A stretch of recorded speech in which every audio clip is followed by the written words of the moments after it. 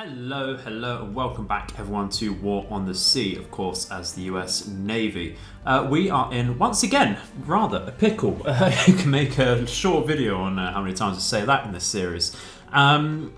We are very close to a heavy cruiser task force with our hunting group. That wouldn't be a problem. I would absolutely engage that right now. However, we're fairly low on ammunition, especially with the Atlanta over here, whereby we can't fire any of our bow turrets and guns. So that is going to be a problem because that's very much, of course, a destroyer killer. We don't have any secondaries, I don't believe, on the Montana. We were completely out of that in the previous battle, but it's only showing up here as just the one has been damaged. So that's rather interesting to see. But the immediate position we want to be in is to go and refuel at Rennell Island, because of course that is a tier 3 port, which does allow refueling. As a reminder, on Guadalcanal we've pushed the balance of power to roughly 50-50. And we'll see how that changes over the course of the next day or so. We should be getting the refresh within 2 hours of game time. You can see it's 10:40 hours at the moment. I believe that either goes through roughly 11 or midday. We don't therefore have any troops on the New Hebrides, so really we want to be sending one of our supply forces. We'll send the larger supply task force all the way back to the Cairns in Australia, because that will have troops, and by the time it gets over there we'll be resupplied. Of course, we are 2 days away from getting total resupply, so I'm quite happy keeping this smaller supply task force towards the New Hebrides at the moment, awaiting that. There's not really much they can bring over at the moment. Perhaps we could send them over to Rennell Island with engineering and fuel, which might not be a bad idea actually. Let's do that now then, just so they're not completely idle. So we want some fuel. We're not actually in range just yet, but we are now. So let's take some fuel on, of course, our tanker. Let's take some engineering on everything else, and let's load up completely on that.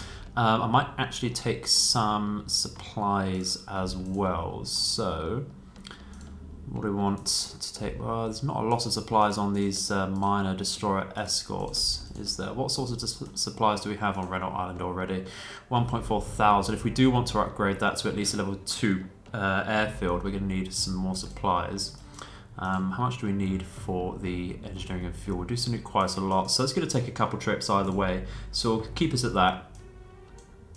And what we'll do is just go straight over there, and that'll take 32.9 hours. So we'll certainly be restocked on supplies and such when we get back to the New Hebrides there.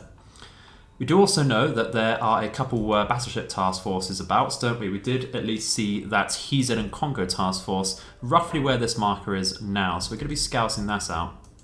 We weren't able to hit that, unfortunately, with either Liberators or Mitchells from Port Moresby, which really is something else we should be looking at upgrading, but we just don't have the command points, I don't think, to really warrant that. Let's have a quick look if we can get anything really decent out there. If we go to this, so we'll be able to get a couple Arcturus out. We're going to get a few, so at least we can get some supplies out there. Do we attach perhaps a Patapsco for some minor fuel?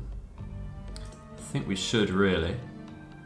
We'll do a Patapsco and we'll get some destroyer escorts. I think I'm going to go for the Clemson. We'll go actually for the Clemson troop transports so that we can get some more supplies going as well, actually. It is only minor supplies, but it's still helpful. So we'll go for that. And we can get a couple of those actually, which is great. And we'll of course manage a cargo immediately. We go for supplies to begin with. We'll have to come back for that fuel. And we'll go for a few more troops at the moment. And I think actually we'll go to Port or Milne Bay rather, over here, so that we can upgrade the airfield. Of course, we'll get more Kitty Hawks and Beaufighters and such, but that's also a good place for your radar to be extended as well, so you do get more passive sight over here. Although at that point, until you get to a level 3 airfield, that will be, late, very late warning, emergency warning over there with the radar range, but it's still something nonetheless. So I think today, refuel here, get our supplies going, down this particular task force to free us up some space. Incidentally, enemy losses are now standing at 104 total losses. The previous battle was on the 27th of September. You can see the losses over here, including a Miyako and a Takao heavy cruisers. In the dockyard for ourselves, we have a lot of really high value ships actually. We have a Tennessee, Illinois, Iowa, Wichita, New Mexico and a South Dakota amongst other destroyers, and that's all going to take a lot of time. However, on the next day we do get the Wichita back, and whether that goes straight into bringing the Wichita itself back out or just some more supplies even at the moment, we shall have to see. So otherwise we're going to be waiting quite a long time to get reimbursed on that.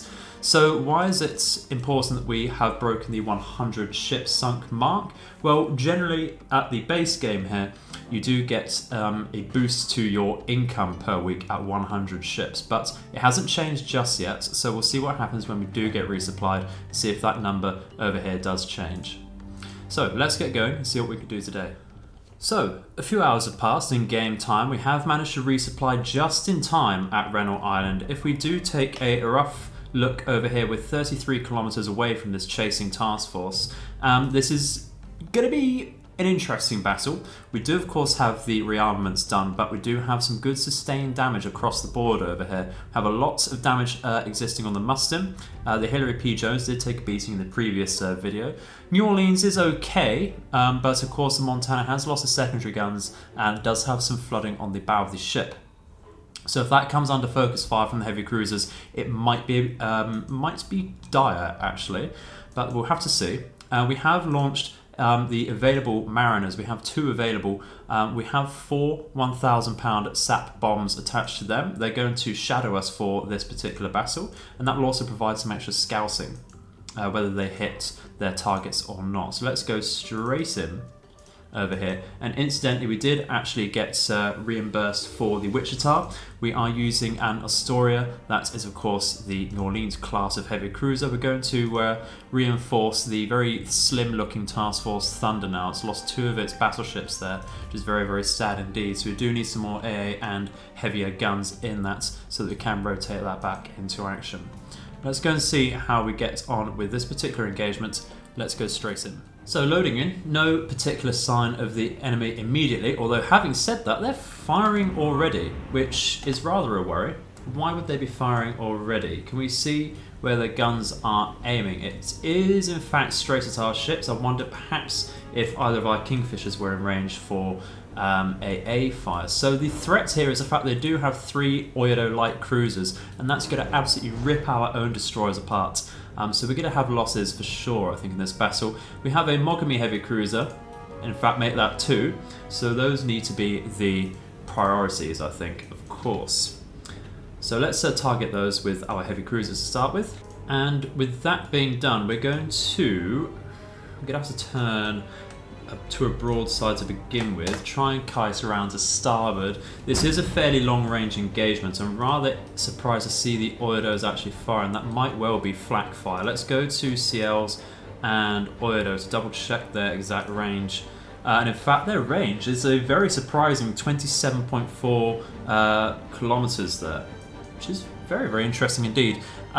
Where do we have? I believe it is just the Atlanta, unfortunately, as the only light cruiser here. We're going to have to bump that up at some point, present a Brooklyn perhaps, to extend our range there, because the Atlanta can't fire any more than 15.9 kilometers, which is rather sad to see.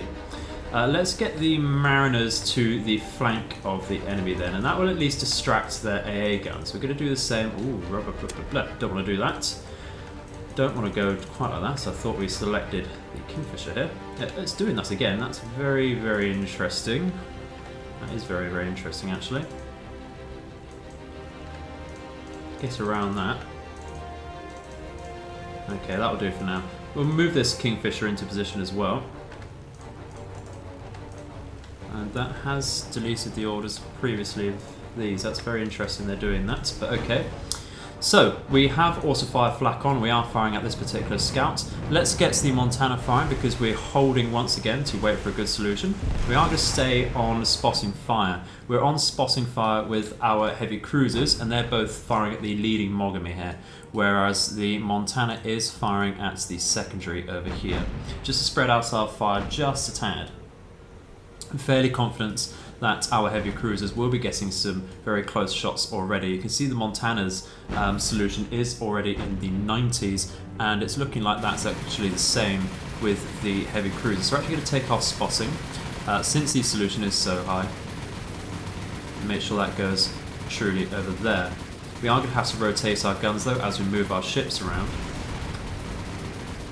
And we're going to double check our torpedo distances. Let's go to Benson's and such. The torpedo distance is unfortunately 13 kilometers, so we're not going to be firing those anytime soon. But we will also have to watch out for Japanese torpedoes. And I believe the Oido does come with torpedoes, so let's double check that. Be quite surprised if they didn't. Actually they don't, so that is very interesting indeed. I was going to say I can't see any torpedo launchers here. But, it's just a case of trying to kite away, stay at their max range, although having said that, if the Oidos can fire at us already, we might just want to close the distance as we are, because staying away isn't going to benefit us much more. Of course their destroyers will come in range, but so will ours, and our Atlanta will be very useful indeed. We are going to get the good plunging fire at this distance as well, so we go straight through their decks with our shots. You can see we're getting very close. This secondary Mogami, I think it did take a small hit to the bow there. Let's take a quick report. Moderate damage to number 2 actually, so that has taken something direct. It's difficult to see exactly what we're standing at on ours because we do have existing damage. This poor Hillary P. Jones is taking the brunt of some damage once again. We're going to have to get on top of that fire. It looks like that's what the Oidos are in fact aiming at for the minute. We have taken some hits on the Montana. Pensacola's absolutely fine. Let's go to the New Orleans. And that's not been hit just yet. I've actually lost a funnel on the Atlanta here, so that's currently at 93% total speed capacity there. I'm wondering if it's worth sending some smoke up here actually. I think we should. Because we have the radar coverage, we should be able to negate any smoke malices fairly easily. Let's do that with the outside ships. Especially since the Hillary P. Jones is being fired at directly. So it looks like our starter side secondary did recover on the Montana previously, which is great because that was knocked out of action in the previous battle. See how these Mogamis are doing though. It was very, very close there. Very, very close indeed.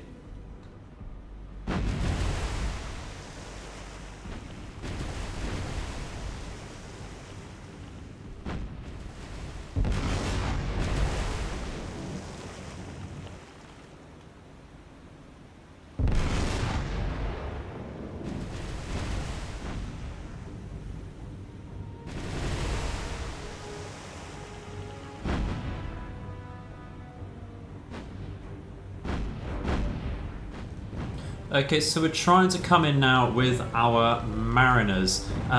We do see that this particular Oido does have its rear completely facing us. It faces rather perfectly there. As good as it's going to get. So we're going to increase our speed. Of course, that will harm any turns. We're going to have to turn in, I think, roughly now, actually, considering the speed we're going. We can slow down as we approach the enemy here. Get our bomb doors open, at least. There we go, that's happening on... Is that both planes? No. Okay, there we go. Oh, lost the lead plane there. That is really going to hurt our efforts there. It's really going to hurt our efforts. I think we just need to slow down a tad and tell this one to attack the Oido. Whether we get any hits, fingers crossed, be very hopeful. But of course the Oidos are made for anti-air, as long as it's coming from the front.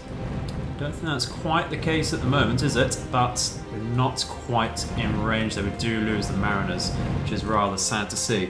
We are going to have to keep a Kingfisher about, and it's refusing that once again. Keep a Kingfisher about to have some true sight there, okay? See the Montana. The enemy is still moving at 0 knots, and we have got a manual fire order to just sit on top of that. How's this Mogami doing? Looks fairly okay, actually. It's fairly okay. Let's take an actual report. Minor to minor is not ideal at this juncture. They have closed the distance by about a few kilometres actually. Having said that, good few kilometres. So having said that, I think it's probably a decent idea to get some torpedoes out since they are going directly towards us.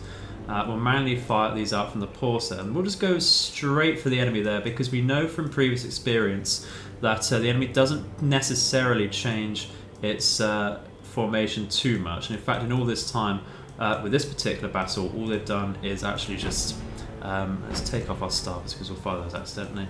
It's just move around in a circle so far. So we will fire these out at some spread.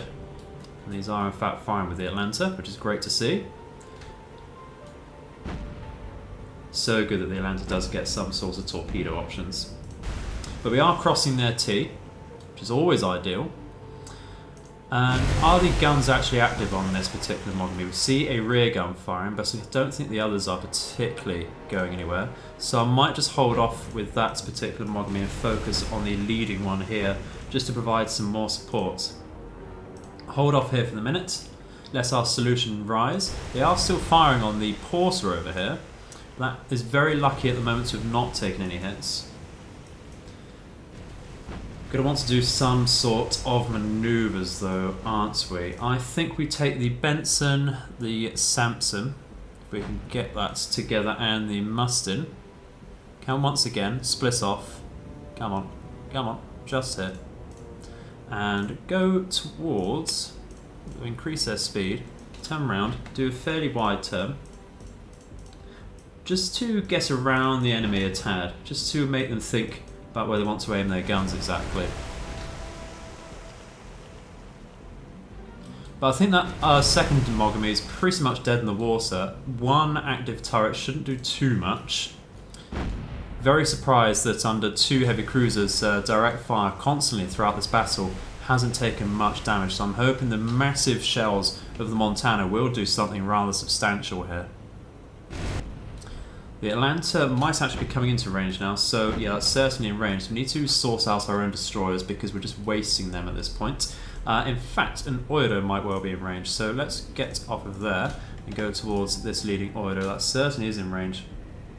We'll keep it on spotting for the minute, and that is in fact identified already. So, we're going to get the Hillary P. Jones to go for the number 5, and that appears to be one, that's actually a Hatsuharu. Let's see, we can tell that's a Hatsuharu because it only has, actually no, it's a Shiratsu. I do apologise. You can tell it's a Shiratsu because it only has 2 gun turrets. And a Shiratsu it certainly is. We get the porter onto that as well, of course. We have these 3 over here to fire at something while they're turning, of course. I think for simplicity's sake and for the sake of concentrating fire, we will send these at the Shiratsu and we'll change their firing orders when they do actually turn around fully, and we'll see what happens there. So on the Mustang we do have some pre-existing flooding damage. Have taken a minor hit to the rear already. So of course moving these destroyers will of course spread out our own formation, which is always very useful of course. Now that leading Mogami, it's not really getting... got a few hits here, getting a few hits on the bridge. Generally on the superstructure. Might want to change to spotting fire once again for the minutes actually. Get the Montana firing out, and that will certainly help. I'll go to spotting with Pensacola as well. Still okay on AP rounds. This one not firing by the looks of it. Very interesting there. That does have a solution. So as the destroyers move around, we can start widening our solution, or our formation rather.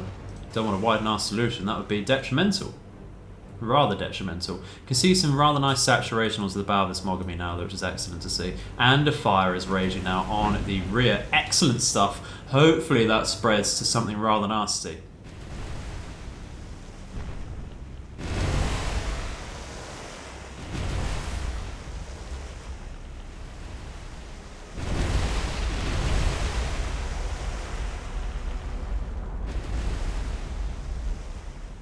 And that was a magazine detonation on that number 3 Oido, and it is immediately sinking. We have changed over our firing orders to focus on the number 8 with the Montana onto the number 7, helping out the Atlanta there.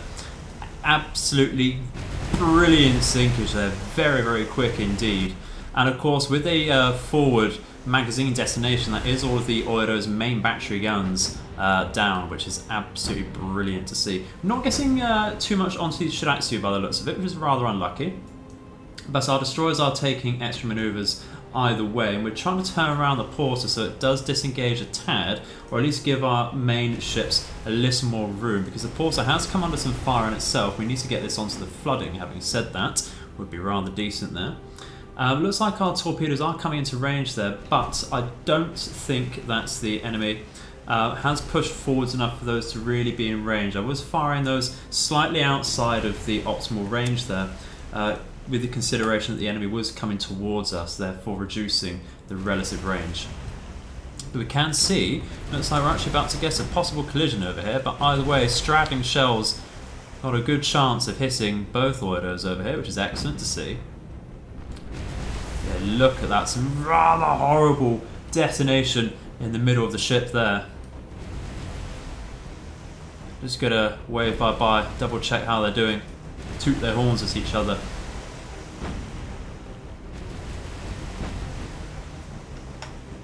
Absolutely brilliant to see those sinkages though. The Mogami's pretty much down. The one over here is still afloat. Looks like the rear 2 turrets are active now.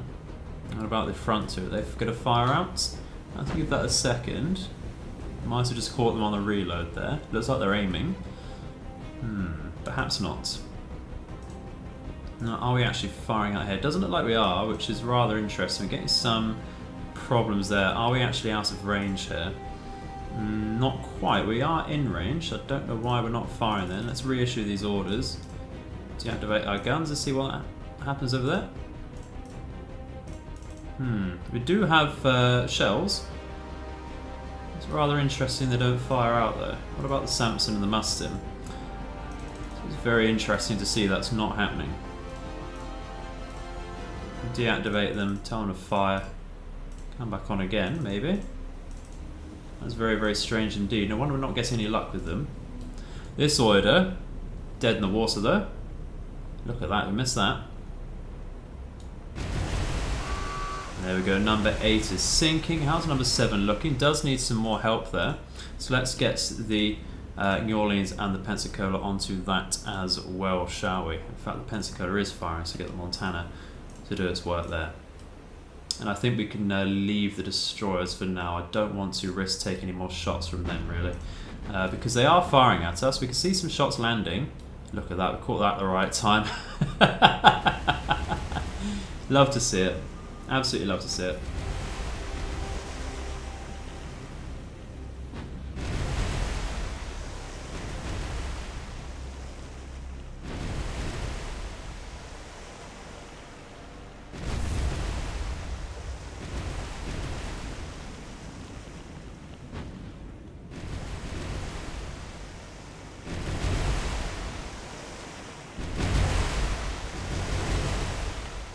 Well, we have finally left that battle. We did sink all of the Oidos and the 2 Mogamis. We are going to leave without taking any more damage from the destroyers. I don't want to lose any of my own destroyers today, thank you very much.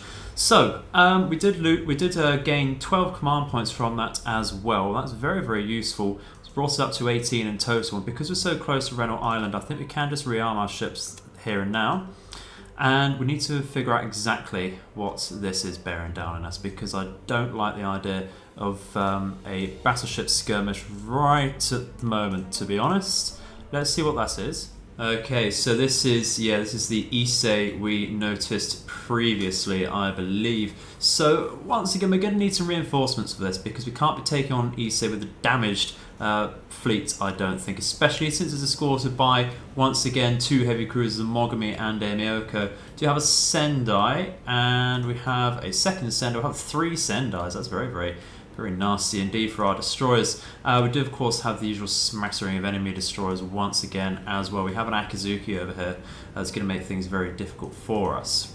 So I want to avoid this for the moment. Perhaps send in, let's check what B-17s we have over here actually. We have 8. The range actually isn't too far away. It's from this particular Kingfisher. That's say 990 or nautical miles or kilometers rather. Getting confused for some reason. So how far can our Havocs reach with these? Not quite far enough with the larger payload there. Let's bring that out of the way.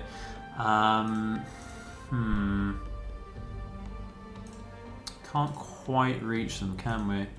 Which is rather a shame. Oh, we can reach them with one 2,000-pound bomb. That would be very decent actually.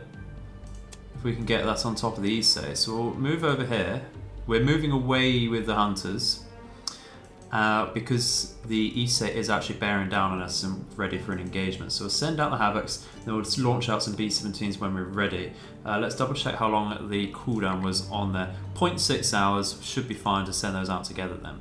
Okay, so we're just about to engage the Issei with B-17s armed with 4 1,000-pound bombs. We didn't manage to go in with our Havocs because, down to my very silly error indeed, the strategic map was just swarmed with enemy scout planes and we couldn't actually see our own planes in amongst that, which is rather sad to say.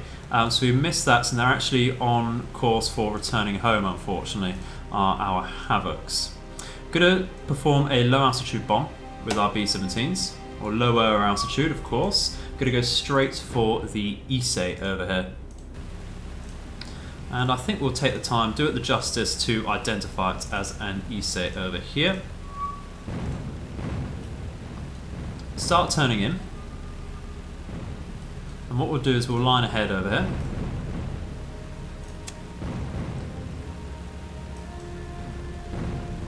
Can actually bring our altitude down just a tad more there, and we're going to start increasing our speed as well because not so important to get a sharp turn off at the moment. Really just want to get in without losing too many planes before we drop, of course. We're going to move in very quickly with these B-17s. They can take a slightly higher altitude there, stay as they are, break off of these B-17s and actually say attack from here. And it should be as simple as that. We'll just double check, we'll reduce our speed so we can turn in with these B-17s. And then we'll break and attack from here.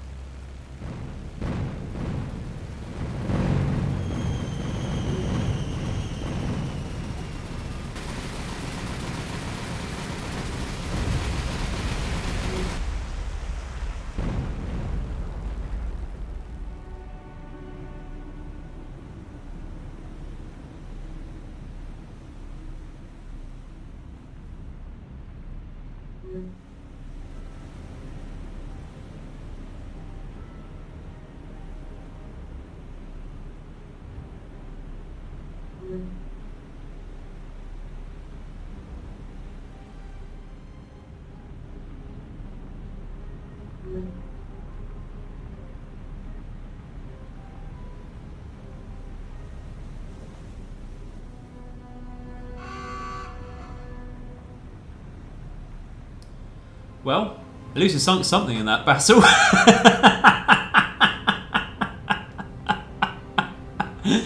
Oh my god, you have to laugh at that. Oh, that's absolutely ridiculous, that. Absolutely ridiculous indeed.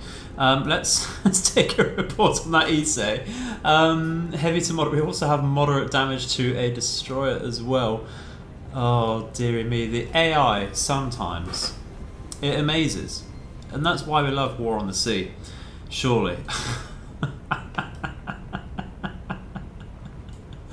We're absolutely going to wait for these fires to die down on the East Sea, though, because that really deserves to go down after this Sendai just 86 itself there. Look at that. It reminds me of Pirates of the Caribbean there, where they're sailing their ship upside down. It's absolute bollocks, that. Should not happen. But of course, the devs have abandoned the game, so that's never going to change. And of course, there is injustice in this world, and the Issei did not go down. But it does have heavy damage and moderate flooding, so that will be much easier to take down in a direct engagement. But I think we're still going to try and avoid that and circumvent the problem. We'll see what that damage does to its behaviour on the strategic map, but otherwise we are just going to try and run away. We will actually try and hit that with our Havocs, which I'm sad to say I did derp out a little bit myself. This place is absolutely covered. No excuse for it, really. We should have hit that because it did have the range. But we will send the remaining 3 B-17s back home, and we will keep avoiding that with our hunting group and go straight to the New Hebrides with that. We have reinforced ourselves with the Astoria on Task Force Thunder, so we're going to come southwards of Renault Island, try and push in there and try and pick off something a little more minor. That could be ready to perhaps help our suppliers towards Guadalcanal in the future. However, tomorrow is the day we do get truly resupplied, and we are going to get, let's have a look, 107 command points, and that's going to give us something decent. What do we want to spend that on? Not entirely sure just yet, because really I'd like to send the Montana back for true repairs, and I think that'll take quite a long time.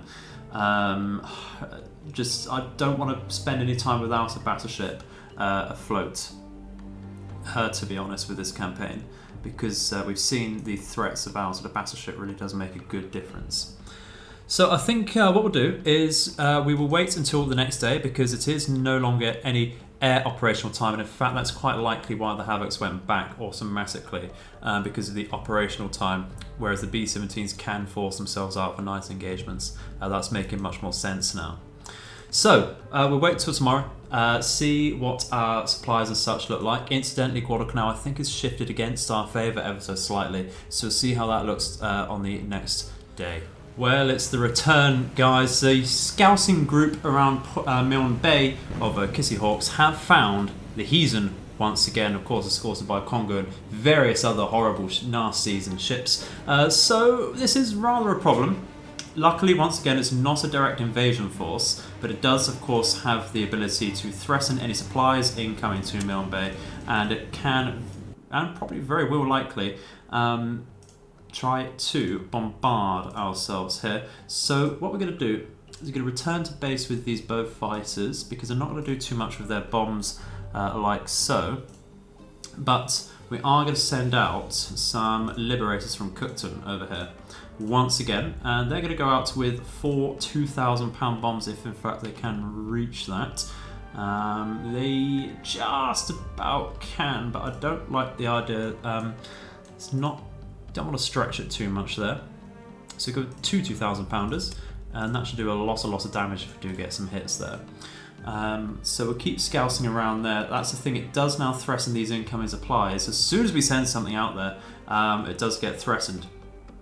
You can see a lot of enemy scouts coming out over here, and that's coming off of multiple cruiser task forces. This is a Takao Miyoko task force over here. We have found once again a double Oedo and double heavy cruiser task force in this sort of area over here around Guadalcanal.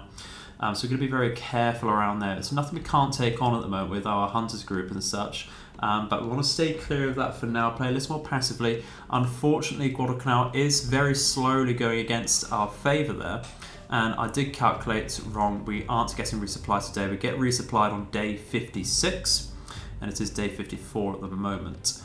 So we'll see if much else happens over here. I'm hopeful that these liberators come in to hit that task force. We are going to carry on scouting. Having said that then, why don't we have any lightnings? Did we get shot down previously? I don't remember using them. Very interesting indeed. We are, of course, going to keep sending out Cassidy's and bow fighters when possible around here to keep scouting them. Well, we are very, very lucky here. We have had to push our liberators into the nighttime operation so that we can probably find this Heathen task force. This was a very random guess, pretty much calculated off of the last known area of the scouts, and where we did, of course, see the enemy task force. So we have very luckily made contact with an enemy task force. We can only see 2 ships at the moment. It's very, very dark. I can barely see past this order over here. We do see a Congo, and we do see a Heathen. So Cersei to go for that, so let's carry on. Let's come straight through. The visibility is 27%, which is terrible. Absolutely terrible, but we have found the Heathen. Let's identify it so that we can give it some justice and make sure we correct our course and such. I think sometimes I do see a minor difference with payload accuracy for planes and such when you do identify the enemy correctly. So that's nice to see. I'll move through once again over here. Target with both groups. We are going to line ahead. We are going actually to increase our altitude a tad here. Enemy will have air radar, I believe, from the Heathen. So they will be firing out on us when we're right on top of them. So I think what we're going to do is just increase our speed a tad over here. We are going to stagger our attacks a little bit, so that we can adjust perhaps for any manoeuvres the enemy takes. But I'm going to have to increase the brightness here for you guys because I can't see anything. This is rather. It's rather. We can see some flak shells coming out now. I think what we do then is say break and attack once again from here.